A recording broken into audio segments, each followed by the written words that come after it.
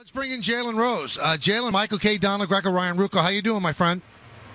My pleasure. Thanks for having me on. Well, we appreciate you coming on. I know you're busy. Were you surprised that David Blatt almost took Mozgov completely out of the rotation, and do you think he'll be back in Game 6? I am totally surprised, and I'm not going to talk about Timofey Mozgov like he's Marc Gasol, but you're already down bodies because you're shorthanded, in particular up front without Kevin Love, and we know that they're playing without Kyrie Irving. So already you're only using 7 players.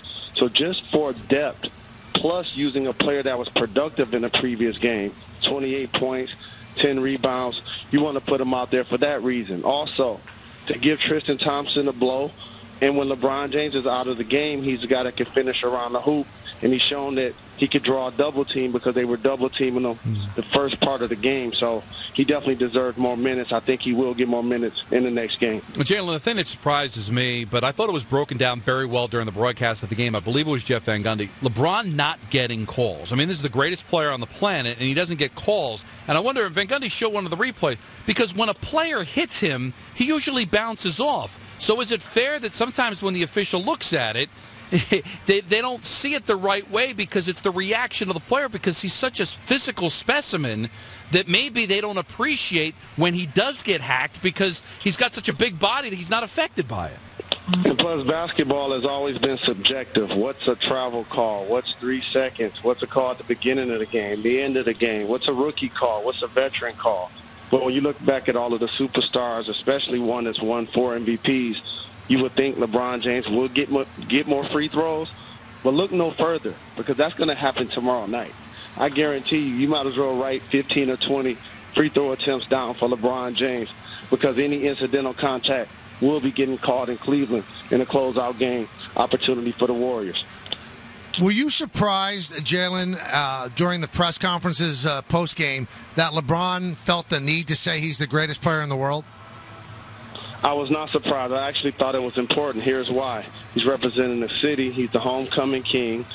He came back home and wanted to deliver the first championship in 50 years. So they're ahead of the curve. I can't say I expected them to be in the NBA Finals, especially with the injuries that they're dealing with. So he wants the people to be rallied and excited about the opportunity. He wants his teammates to feel confident. I know a couple of you guys are struggling, Iman, JR, but as long as I show up, and Dellavedova, as long as I show up, we're going to be just fine. And lastly, for the league, for the officials, I'm not giving up on this thing. He's going to be the first guy to win MVP on a potential losing team since Jerry West. So he's going to bring all he has, and the officials and everybody's are going to be on notice. So if he does win the MVP, would that surprise you? Would you be okay with that if he won the MVP without winning the series? Oh, he's going to win the MVP. Oh, really? That's absolutely. Anytime you're getting 40-plus points and double-figure assists and double-figure rebounds, like those are astronomical numbers. The Golden State Warriors are the better team, and that happens in sports. I know we glorify the superstar player a lot, and LeBron James, has proven to be the best player in the game. But the Golden State Warriors are a better team. They have more depth, plus they have the current MVP. He's losing to a better basketball team, but he will win MVP. Now, what happens if Stephen Curry has a great Game 6? He had a great Game 5. Doesn't he deserve consideration for that? He's going to have consideration, but don't forget, LeBron's still going to keep playing. Right. So he's going to continue to put up numbers also. And LeBron's going to average more points and assists than Steph, as well as rebounds. He just had to carry more of the load. There are more playmakers for the Golden State Warriors, and Steph Curry doesn't necessarily have to go down and drop 30 for them to win. Now, clearly, you're just seeing a different team in the fourth quarter because of all the heavy lifting James has to do. So how does Blatt manage the minutes? Is there any way you can make sure that you see a stronger LeBron James in the fourth quarter without the game getting away from them before then? Personnel-wise, there's nothing David Blatt can draw on the clipboard that's going to change the dynamics of his team. The Golden State Warriors are a team of multi-skilled players that can make plays for themselves with the basketball and for each other. Every player that they use can actually make an assist-leading play and/or finish the basketball. When you look at the Cleveland Cavaliers, they have a bunch of specialty players. Mike Miller, James Jones. You want them to shoot the three as well as J.R. Smith. You want Iman Shumpert and Dellavedova to give you defense, and you want Tristan Thompson to give you offensive rebounding. So it falls on LeBron James to do more. He's had to do more. this is why the Golden State Warriors, in my opinion, are going to win this series. All right, now I've got a theory here, and I wonder if you would do it. How about if Blatt says, let's start fouling Iguodala right away? It slows down the pace. It doesn't tire out LeBron. He's resting during the free throws. The guy's shooting under 50% in the series. Would you start Haka Andre early?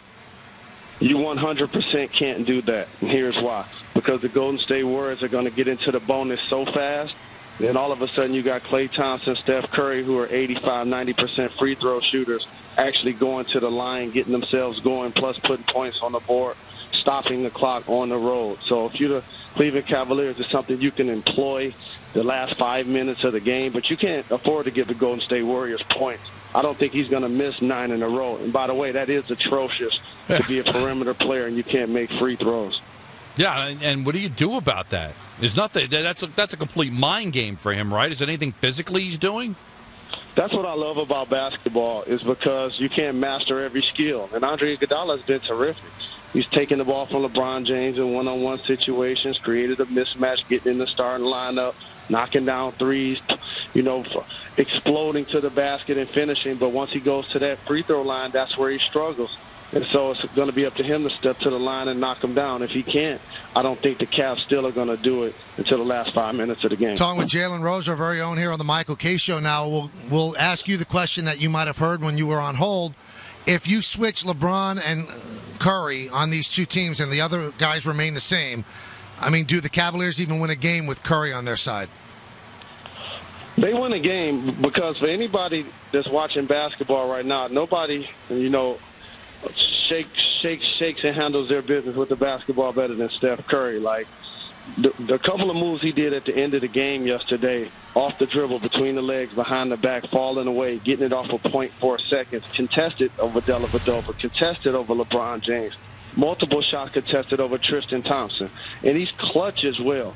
He's going to get you a game, so I do not think they would have gotten swept, but it would have obviously been a much different-looking series. What blows me away about those moves, like, they didn't work. They were still defended very well. So I don't know what's more impressive, the moves that he did to at least give the perception that he was open, or the fact that he was able to shoot over a defender and still drain it. The late, great Marcus Haynes from the Harlem Globetrotters would be proud. Normally a guy that can dribble the basketball like that can't shoot it the way he does. I played with Reggie Miller for 6 years. Coming off single doubles and baseline and being clutch, you guys know in New York, the infamous 9 points in 8 seconds, like, he can get them off, but he wasn't a ball handler. Same with Ray Allen. And we saw him be clutch a couple of years ago in Miami when they beat the San Antonio Spurs. But those guys didn't do it off the dribble. And Larry Bird was more of a complete player that would do it in the post, do it with his back to the basket, and was a little more methodical. But Steph Curry plays like everybody wants to play. Just walk in the gym, pop a shot style, it's going in. Don't think twice about it. He's been an amazing performer this season. Very good stuff. Thank you, Jalen. We appreciate it. I appreciate the love. Thanks a lot.